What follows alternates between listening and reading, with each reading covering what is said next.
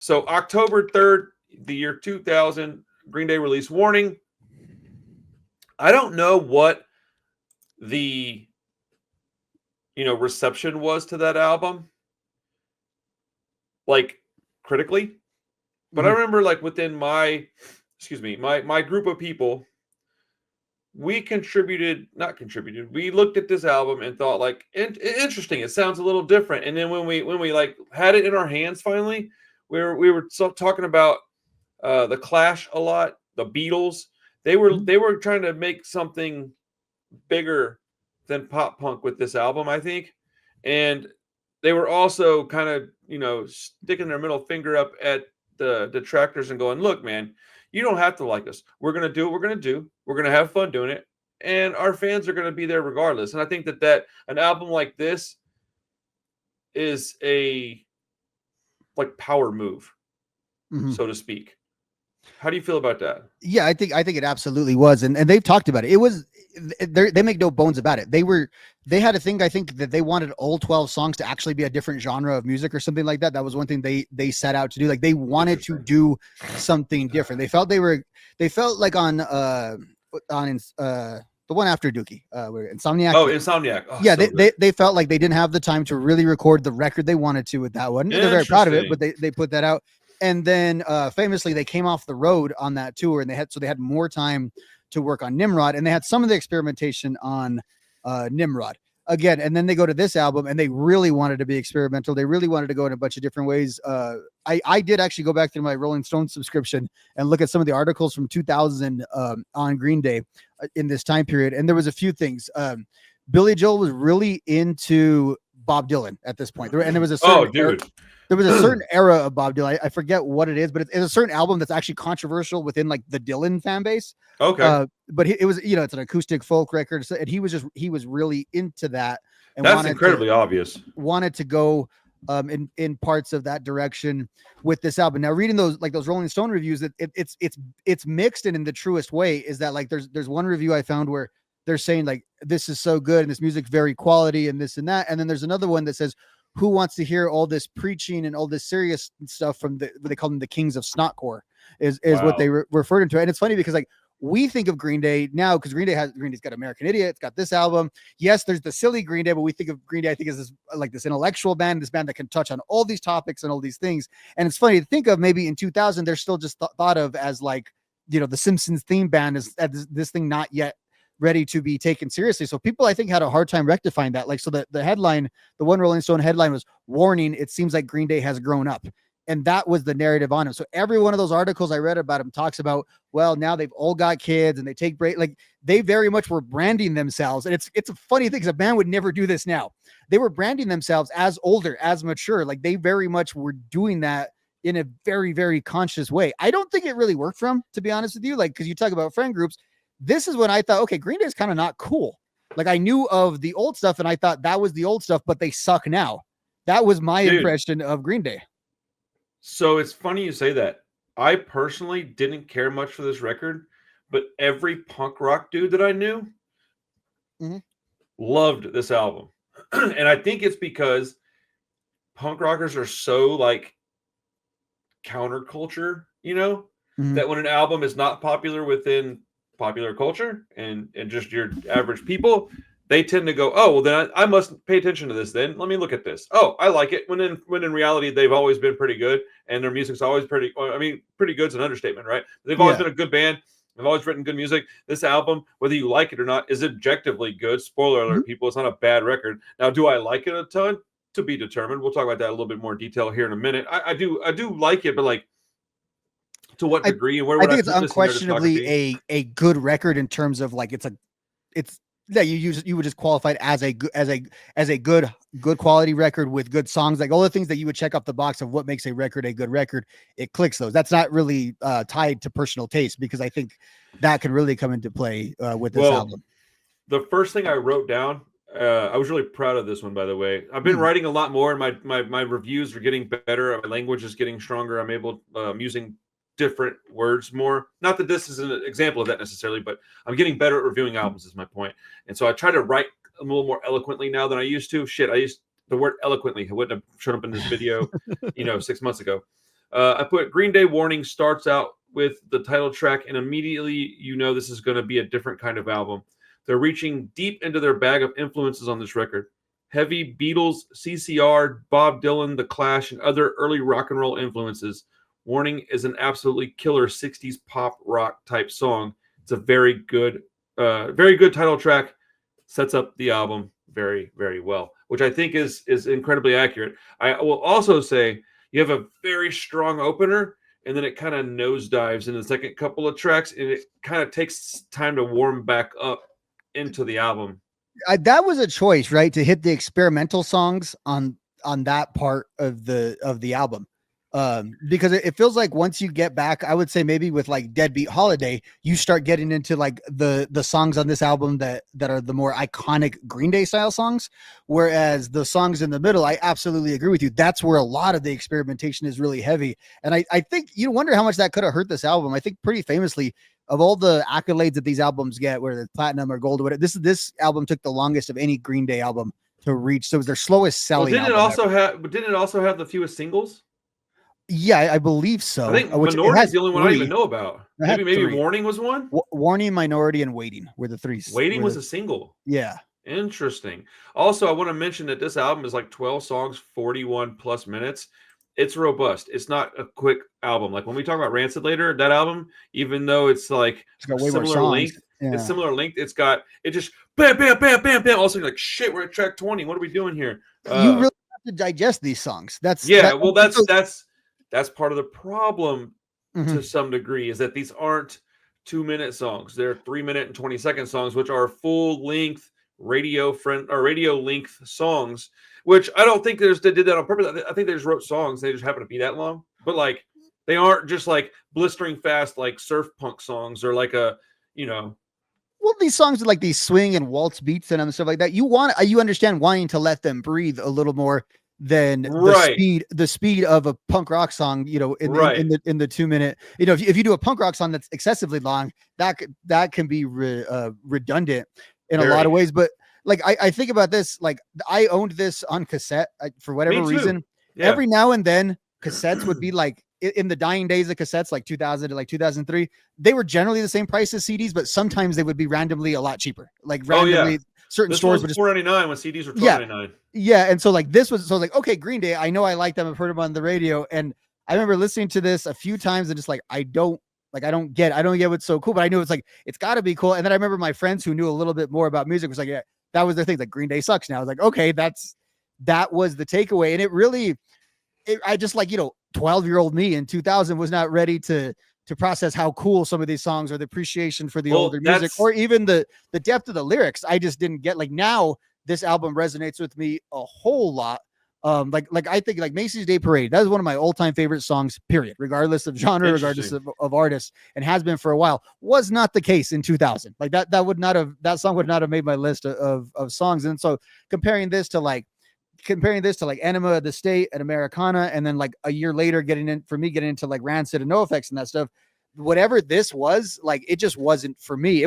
For me, it really wasn't until American Idiot, which ironically was, I think, more packaged specifically for my generation, that I really caught back on to Green Day. Because to me, this was part in like me thinking Green Day is grown-up music, as immature as that sounds, but like to an 8th grader, that's what like this was music. This sounded like coffee shop music to me. This was like not that different from like the Counting Crows in my head at the time. Now, no, dude, you're not wrong. But like now, I hate that take now because these songs are really, really good. So I don't hate that take now. I just don't necessarily agree with it like I used to. But you and I are slightly different age. I'm 5-6 years older than you. Mm-hmm. So I wasn't in 8th grade, but I was at like the front door to my adulthood. I was walking in the door to be an adult. I was like 18 when this came out. Coolest you're ever gonna be, right? Definitely not. But what I did think is I was cooler. I definitely thought I wanted a faster album. I wanted Insomniac. And so when I got this record, I was being told by my older friends that, oh yeah, they're doing the Clash thing. They're doing the Beatles thing. They've grown up a little bit. They're not into, songs about masturbation like they used to be. And I was like, oh, well, I still jerk off 4 times a day. I'm 18. I want those songs. Those are more, not really right. But like that, you're in that kind of brain, and so I didn't want matured, eclectic Green Day. I wanted pissed off, frantic Green Day, and it wasn't what we got with this record. And now, have they since gone back to the fold and given us some more of what we wanted? Yeah, dude, they're essentially, rock and roll drug dealers are giving us what we want. But for a while, I think this album is similar to Rancid 5 in the aspect that they made an album for them more than they made an album for us. They don't typically do that. Neither does Rancid really. They really make records for their fans, and I think it's a brave move, a bold move. I whether I like it or not doesn't matter. I appreciate it. I think it's cool, man. I mean, I tell you what, my tastes have changed so dramatically in the last 24 months that it's kind of blowing my mind. Like I go through and look at stuff and go, dang, I'm listening to the Replacements right now. I'm listening to all this. I listened to The Cure the other day. I'm gonna have to do a whole video on that. I hated The Cure up until like 3 days ago. Like I just didn't care about them because I'd only heard like their popular stuff, and that's not the stuff that I like. And I don't know what I like yet because I'm just not dipping my toe into it. But I never would have even given them a chance, even 6, 7, 8 months ago. So when I went back and listened to Warning, I was pretty surprised by the amount of songs that I liked. I was surprised. I think that, yeah, I've grown up a lot. It's weird. My tastes have changed. I got 1, 2, 3, 4, 5, 6 songs that are on my personal playlist on this album now. Whereas I know for a fact that this morning there was only 2. Or I say this morning, I guess it was last week when I actually changed it. But when I started writing notes down was today. But like, there was only 2. It was the title track and then Minority, and those are the 2 that are like I liked enough to put on my own. Which are big hits too. So that's just a right, but they're also really, really, really catchy songs, man. Like I can't help but like those. But yeah, they were the ones that I was like, well, they were written to be really, really good. But I also like Jackass, and I also like Hold On. Church on Sunday was one that kind of surprised me. Castaway was one that I really enjoyed. And I will go as far as to say that there wasn't much on here that I absolutely didn't like. I did have a few more notes. If you want, I'll read them off. They won't take very long. Yeah, good. After the first song I wrote, this album slows things down a little bit, and they incorporate more acoustic guitar sounds, heavier percussion, and bouncier bass playing. A more pop-influenced album from an already heavily pop-influenced band. Blood, Sex, and Booze has a driving march rhythm. My Chemical Romance did this. Things like this on the Black Parade, decent enough song, just not a standout to me. The guitar tone on Church on Sunday is absolutely rad. Not too interested in the vocal melody on this on the verses, but the bridge and the chorus have excellent vocal combinations. And that song ended up being one that I really enjoyed.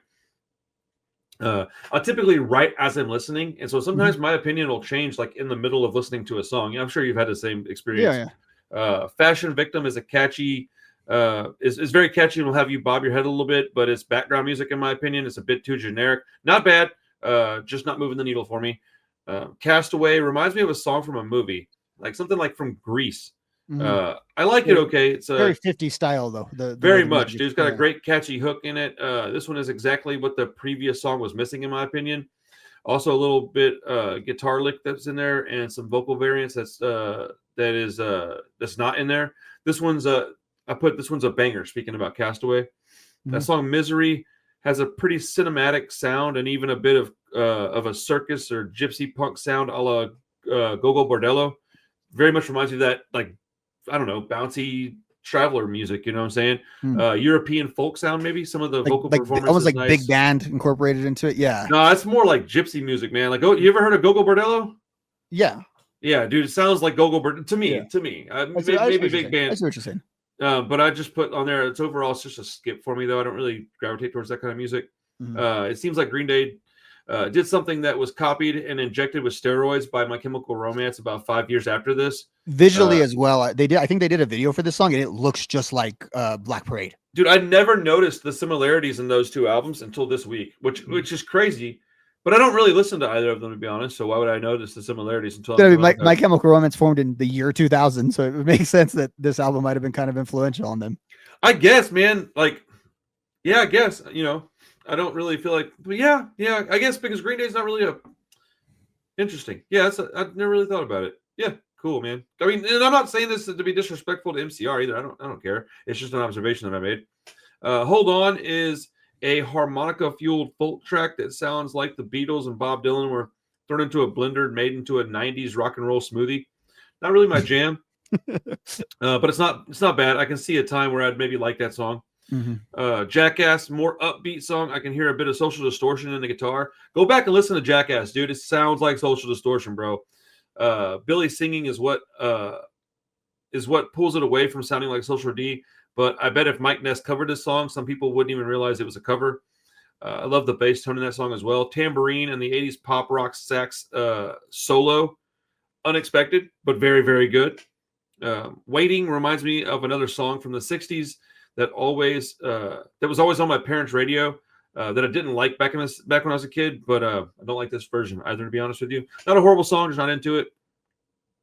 And then the last two would be Minority is the type of song I immediately loved. The bouncy, infectious rhythm can get people singing along. An anthem from a band whose own community turned their back on them. It feels like this was a middle finger to all the labeling and nonsense, maybe. Maybe I'm misunderstanding it. Great song, though. A literal classic. And then Macy's Day Parade is okay. A little too sedated in tone for me. Not bad, just not my kind of Green Day song. I'd even say it's objectively a really good song, especially with the subtle strings that come in a third of the way through. If you give it a chance, it builds up to something a bit more exciting. I'm just not that patient. So that song it's just too boring at the beginning for me. And I'd never liked it like back in the day. So, but like, you know, I do mean that though. Like if you're the patient type, if you're just listening to it, it builds to a much better song. I typically don't like intros. So why do I want, but that's kind of what I wrote about Warning. I think all the words that I put on that kind of sum it all up to me. Yeah, I really, I guess I really like how you say. Yeah, I hope those are true to you. Me summing it up, summed it all up. Fucking yeah, no shit. In summation, to sum up, right? I once had a professor criticize me because I said 8 a.m. in the morning in this like audio. I've done that before. Oh yeah, got me.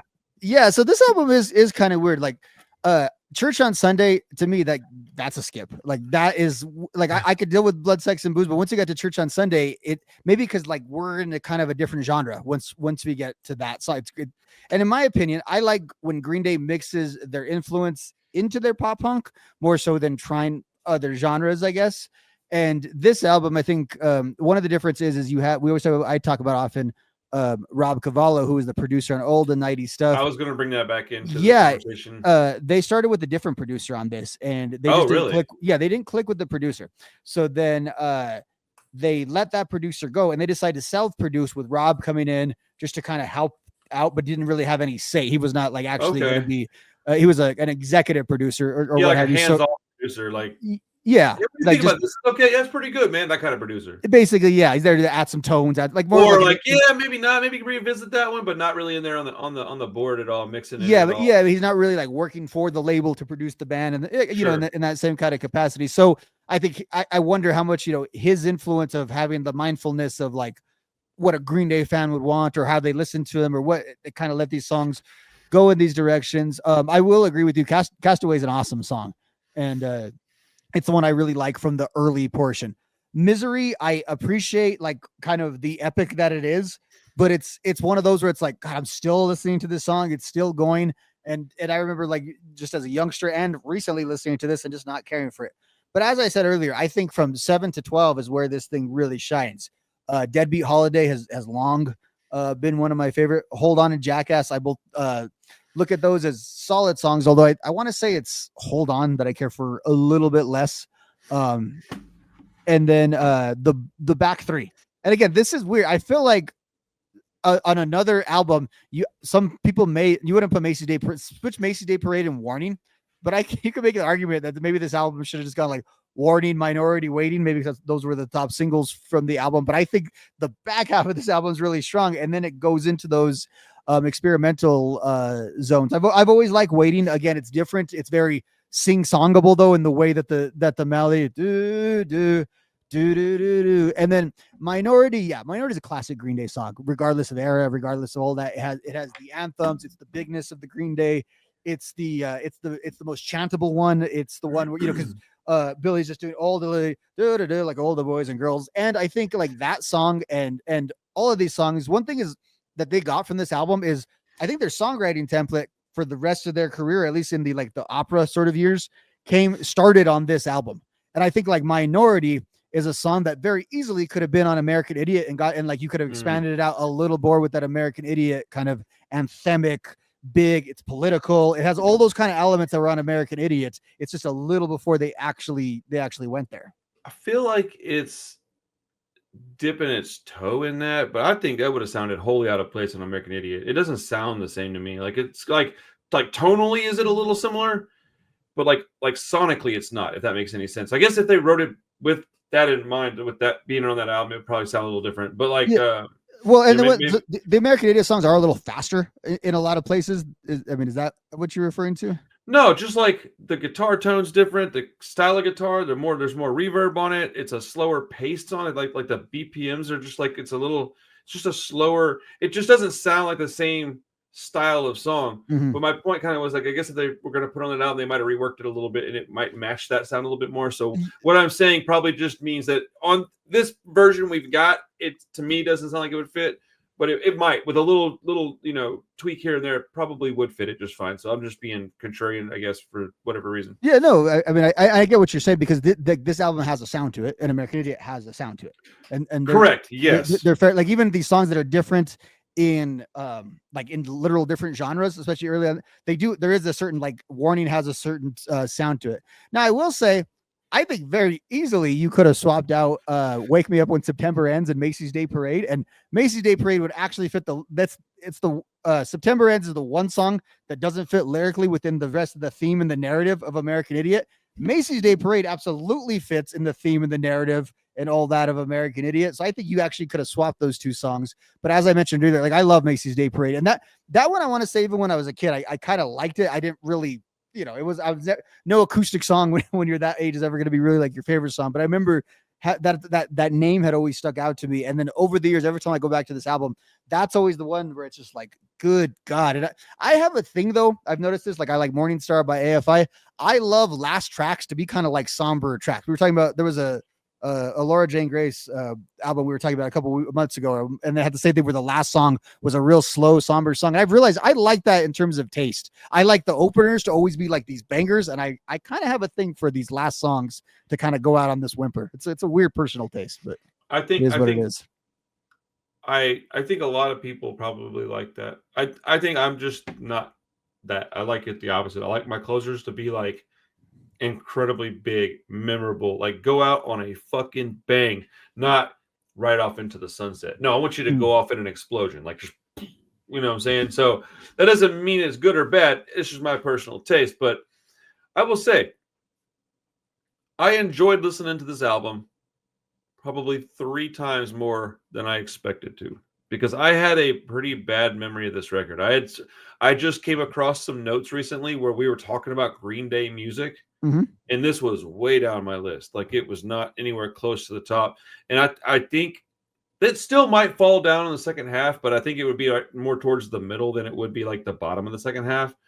Yeah, I consider it better than any bad Green Day. Like the Green Day that the Green Day that I think really sucks. Like I don't consider this the great Green Day, but it's better than some of that stuff. I personally, meaning like the 2012 record is. I know this is sacrilege, but I personally think it's better than American Idiot. But I also don't think American Idiot's like the worst Green Day out there. That's crazy. It's just not my kind of Green Day. Yeah, and it's hard to compare that. It's hard to compare American Idiot to any album though, too. That is it? I think so, because it's a different style of album than like these other albums you're comparing it to aren't going to have these 11-minute songs and these opera. Like it's just a different kind of album. It's a hard one to compare. I don't think of things like I don't think of anything like that. As an example, like I don't look at Life Won't Wait and go, well, it's hard to compare to Rancid. No, it's a Rancid album. I either like it or I don't. Where does it fall in the thing? But I do think that a lot of people probably would look at things like that. I have accepted the fact that I'm fucking weird. I look at things weird. I have a weird way of looking at stuff. My brain operates in a strange way. I don't like to frame things the same way people do. I don't like to, rank things in the way people do. It is what it is. I have accepted it. I'm happy with it, and it is okay.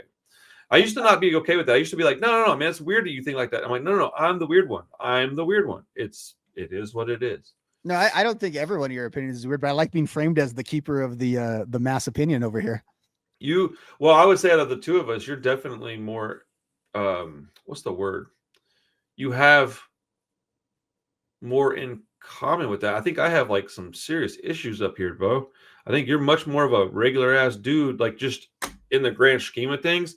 I've got like problems with my way of thinking. I can't even work for like another person. My brain will not let me. Like, that's not a good thing. Like, you are gonna be far more just easy going with your life. You got like, well, no, this is what I'm gonna do. I'm gonna go do this. I'm like, I fucking can't. My brain won't let me. So like, you know, and I don't necessarily look at how I look at things as a positive all the time. And I don't mean that to be any disrespect to you. I'm saying it complimentary. Like you have your shit buttoned up a little bit more than me. My buttons are off by one, and my shit was tucked in earlier, but I've been over a few times. Now it's untucked, and I didn't know, so it's just hanging out the back of my pants. I look ridiculous. I still have a very self-conscious actually about leaving like I double and triple. I've done that so many times. We missed the button. I hate that, and it drives me nuts. This is why I own a record store and I don't wear buttons to work. I don't own a shirt that's got buttons on it. I don't think. Oh yeah, I do. I've got a Rancid button down and a Rancid pullover polo. That's my church clothes. See, and I try to do the thing where I expose like the band T-shirt, but I still have to dress up for work or something. So then I'm trying to line the buttons down there. It's a disaster. Dude, if I ever had to go to a place where I couldn't wear a band shirt like to work, I couldn't work there because I don't own anything but that, dude. Like even this, like this is like a brand. I'm like, oh, I got a nice clean shirt on today, and I was like, yeah, it's brand new. Dillinger 4, fucking rad. It sure is not. Never mind. I'm not gonna go off talk shit. Anyways, Anyways, so okay, as far as Warning is concerned, 25 years in, what is your overall opinion on this record, and what are a couple of your favorite songs? We already know my favorite songs are going to be Minority and the title track, and I gave you the other ones that I put on my list. So, what are your favorite songs on here? Let's get like your top 3 or 4, and then like kind of give me a grade on it. All right, so I go Macy's Day Parade, right? Deadbeat Holiday, and then probably Minority. It could be Minority and Warren. It's a good song, man. It's a really bouncy, like I enjoy that track, man. I remember a couple years ago when I saw them live too. That was so fun because like Billy was just like a preacher out there. He took the guitar off to do it, and he's just like do do do do do do, and just going from end to end, and everyone singing every one of those lyrics. It was a great performance. That some of these songs when they do crank them out live, because it's a different type of performance, are kind of cool because Green Day are really good showmen, and they still make a chaotic show even out of these kind of songs. In terms of its legacy, like for me, I like it. Like I told you, I like it a lot more in 2025 than I definitely did in 2000. Isn't that wild? Yeah, and it makes this one makes sense though, because I just think it was a more mature album, so it appeals to a more mature audience, and in theory, I'm more mature now than I was. Yeah, definitely in theory, not in practice. No, not in practice. I'm playing. I still don't like it very much though. That's still really like, okay. Where I still some of those songs that I love Macy's Day Parade. I like some of the songs a lot, but just as an album, it's one that I don't really cherry pick from because I kind of want to be in the vibe of the whole album to pick from. So as a result, I just don't go to it very often because it's just generally not as appealing to me as everything else in their catalog, and they've got quite a bit to listen to if you're in the mood for some Green Day. So this one takes a minute for me to really want to go and grab. And again, I still, if I had to rate it, I'd say it's like an 8 out of 10, kind of album. It's an objectively great album, just not really for me. And I still sort of rate it as almost unfinished is how I've always thought of this album. I think these are great songs that I'm not saying they're demos because they're very much like big epic songs. I think many of these songs put in the Green Day treatment would have been awesome. And it would be another legendary Green Day album had they have gone the Green Day treatment. I don't begrudge them for not doing it. It's just like, that's my sort of objection with this album. Interesting. It's funny because we rank them differently. Like I actually rank it lower than you do, but I also like it more than you do, which is really strange. I'll say I'll give it like a 7 out of 10 because it does have some songs that I just don't really care about. But I do like to cherry pick off this album because the offerings that are strong, I think, are strong enough to be like nice little blips within like a playlist. And so if you put a playlist together of Green Day songs and you're not really even thinking about Warning, and then you have 4 or 5 or 6 songs within like 70, you're like, oh damn, I forgot about that, man. And you'll check it out. Right now, I would if I'm gonna have this, if I'm gonna own Warning, which I think I'm gonna buy a copy, but I will buy it on CD because if I have it on something, I want to be able to skip 2 or 3 songs off of it, like just outright. Most of it I'm good with, but there's a couple that I just simply don't care about. But I think it's a 7 out of 10 record. I think it holds up. I definitely like it more than I did when I was 18 years old. And I also like Bob Dylan more. I like the Clash more. I don't like the Beatles, but I think I like more of what they brought to the table than I used to. So like, uh, not a fantastic record, but certainly not a dud, That in my plays into opinion. me liking it a lot more, is liking the influences more too. And I Isn't just that didn't used weird? to have an appreciation for that as much. Like I used to not care. Like I don't care if you were like now I kind of, when I can make those connections, then I really see the genius of these bands of connecting those things to what they did. And I think because I appreciate, it's almost more of in the appreciation of punk rock, I've come to appreciate the other genres. And it's a weird thing because me That's what liking it punk is. rock made me not not like, but standing kind of Well, opposition to the other genres is how I it's felt. because we were narrow-minded due to punk rock when we were young, and as we got older, we are now more open because of Mhm. punk rock. It's all because of punk, but it's because we're finding punk rock stuff within other genres, like protest songs within Bob Marley's music, Mhm. um, anti-government stuff within Bob Dylan and Bruce Springsteen. So, like, I listened to Bruce Springsteen's album Nebraska, and people used to hate that record. I like it a lot. It's a good folk record. It's folk music is naturally protest music. It's Mhm. naturally music for the people. It's Americana might be storytelling, but folk music, that shit is protest music. That is, They're making a you know, movie on that album. Did you see that? Like that's the next biopic. They're of they're doing what? this of the Nebraska Springsteen album. No kidding. Like it's going to focus on this. You know how they just did with the Bob Dylan movie, where it's focused on Yeah, one specific era. They're doing that, and Springsteen's like executive dude, producing it. They're doing it on that's that. cool. I guess he has a certain passion. There's a certain story around that album, but it's another. It's kind of like Warning, not very I'm well received, I guess, in the No, it fan wasn't base. very received. That's my favorite Bruce Springsteen album because I never got into him until I just kind of wanted to. So I just heard it, liked it, and that's the one I liked.